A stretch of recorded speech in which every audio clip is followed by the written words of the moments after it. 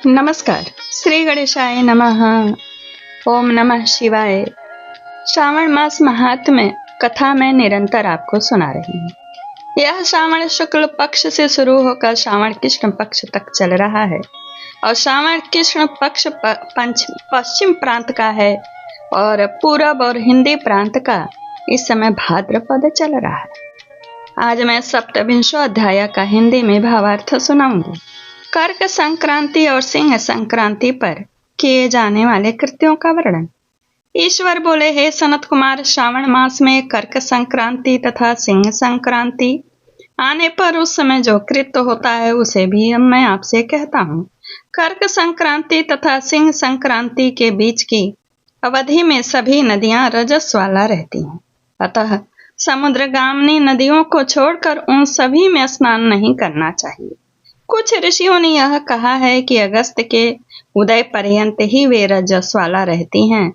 जब तक दक्षिण दिशा के आभूषण स्वरूप अगस्त उदित नहीं होते तभी तक वे नदियां रजस्वाला रहती हैं और अल्प जल वाली कही जाती हैं। जो नदियां पृथ्वी पर ग्रीष्म ऋतु में सूख जाती हैं, वर्षा काल में जब तक 10 दिन न बीत जाए तब तक उनमें स्नान नहीं करना चाहिए।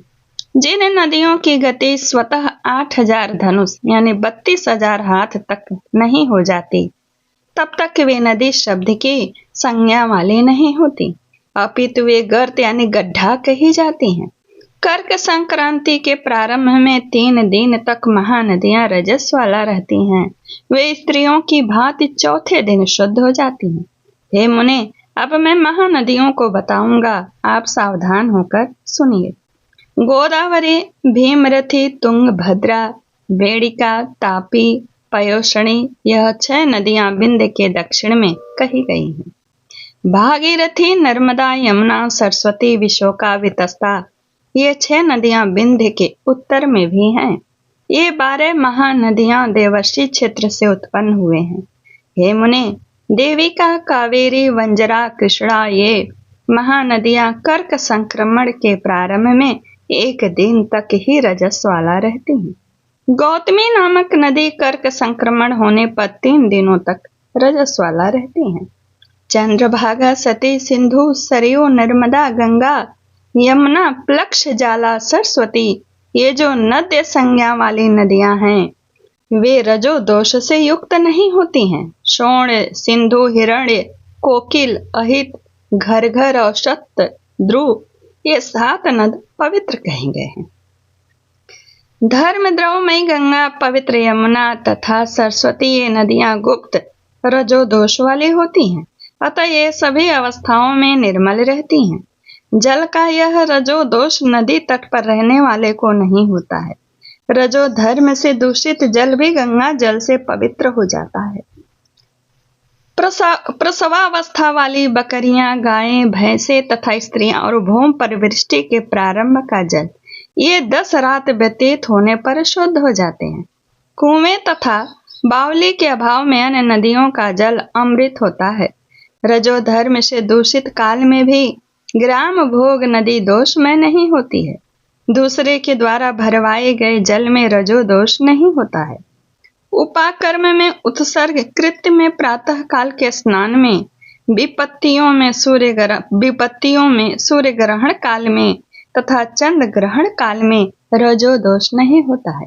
हे सनत कुमार, अब मैं सिंह संक्रांति में गो प्रसव के विषय में कहूंगा। सिंह राशि में सूर्य के संक्रमण होने पर यदि गो प्रसव होता है तो जिसकी गौ प्रसव करती है उसकी मृत्यु 6 महीनों में अवश्य हो जाती है, इसमें संदेह नहीं है। मैं उसकी शांति बताऊंगा, उससे सुख प्राप्त होता है।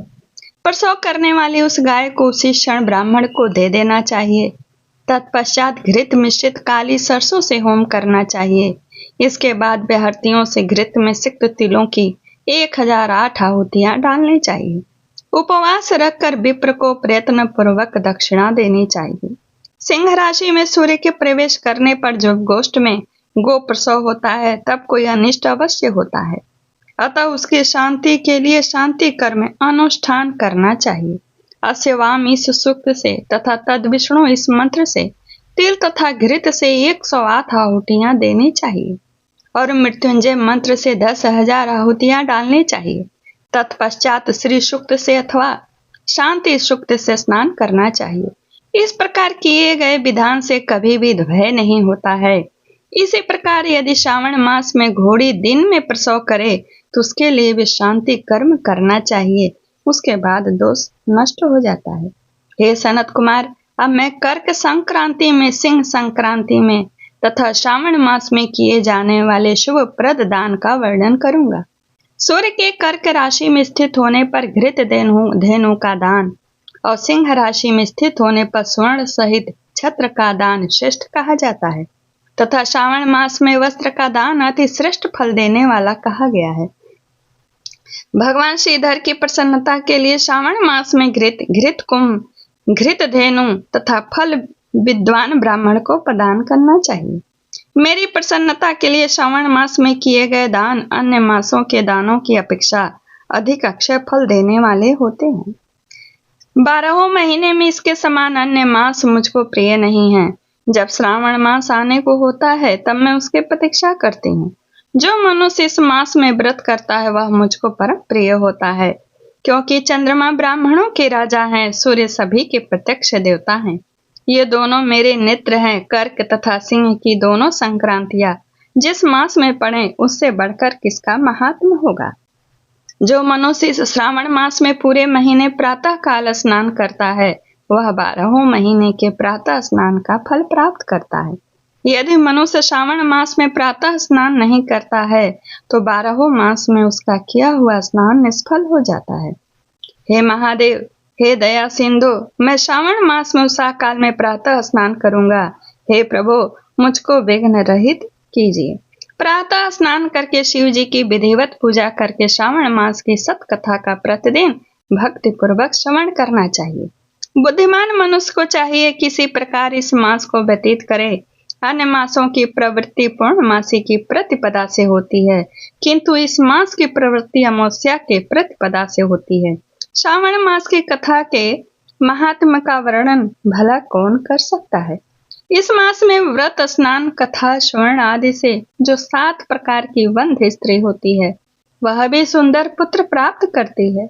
विद्या चाहने वाला विद्या प्राप्त करता है, बल की कामना करने वाले को बल मिल जाता है, रोगी आरोग्य प्राप्त कर लेता है, बंधन में पड़ा हुआ व्यक्ति बंधन से छूट जाता है, धन का अभिलाषी धन की प्राप्ति कर लेता है, धर्म के प्रति मनुष्य का अनुराग हो जाता है और भार्या की कामना करने वाला उत्तम भार्या को प्राप्त करता है। हे मानद, अधिक कहने से क्या प्रयोजन।